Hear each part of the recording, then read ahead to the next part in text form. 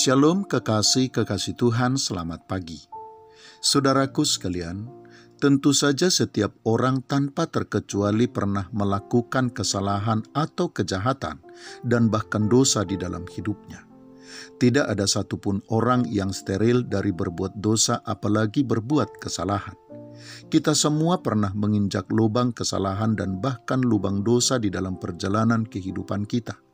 Yang membedakan setiap orang hanyalah ada orang yang ketika menginjak lubang kesalahan dan dosa, terlihat atau diketahui oleh orang lain, sehingga mereka terlihat seolah-olah menjadi orang yang paling berdosa dan salah.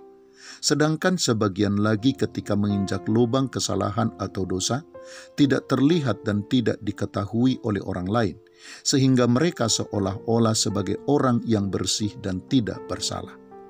Fakta tersebut, kekasih-kekasih Tuhan, seharusnya membuat kita untuk tidak menyibukkan diri kita dengan kesalahan atau bahkan dosa yang diperbuat oleh orang lain, melainkan harus membuat kita sadar dan introspeksi diri, serta memperkarakan dengan sungguh-sungguh hidup kita di hadapan Tuhan. Fakta tersebut juga sudah seharusnya menjadi pelajaran bagi kita, agar tidak melakukan kesalahan, dosa, dan kejahatan, apalagi agar tidak mengulangi kesalahan, kejahatan, dan dosa yang pernah kita perbuat di dalam hidup kita. Kekasih-kekasih Tuhan, di dalam Injil Yohanes pasal yang ke-8, ayat yang ke-3 sampai dengan ayat yang ke-9 diceritakan, maka ahli-ahli Taurat dan orang-orang Farisi membawa kepadanya seorang perempuan yang kedapatan berbuat zina. Mereka menempatkan perempuan itu di tengah-tengah lalu berkata kepada Yesus, "Rabi, perempuan ini tertangkap basah ketika ia sedang berbuat zina. Musa dalam hukum Taurat memerintahkan kita untuk melempari perempuan-perempuan yang demikian. Apakah pendapatmu tentang hal itu?" Mereka mengatakan hal itu untuk mencobai dia, supaya mereka memperoleh sesuatu untuk menyalahkannya. Tetapi Yesus membungkuk lalu menulis dengan jarinya di tanah. Dan ketika mereka terus-menerus bertanya kepadanya, ia pun bangkit berdiri lalu berkata kepada mereka, "Barang siapa di antara kamu tidak berdosa, hendaklah ia yang pertama melemparkan batu kepada perempuan itu." Lalu ia membungkuk pula dan menulis di tanah.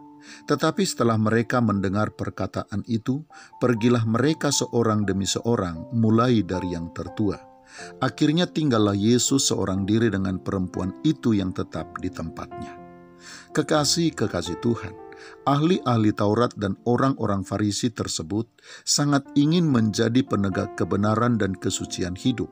Dan langkah itu mereka tempuh dengan cara sibuk mempersoalkan dan bahkan meneliti kesalahan atau dosa orang lain, tanpa mempersoalkan diri mereka apalagi kesalahan atau dosa-dosa mereka sendiri.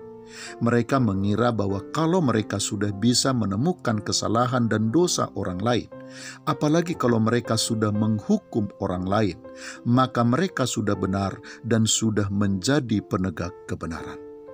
Kekasih-kekasih Tuhan, kiranya kita tidak pernah beranggapan bahwa kita akan menjadi orang yang benar atau bersih hanya karena kita tidak melakukan kesalahan seperti yang dilakukan oleh orang-orang di sekitar kita.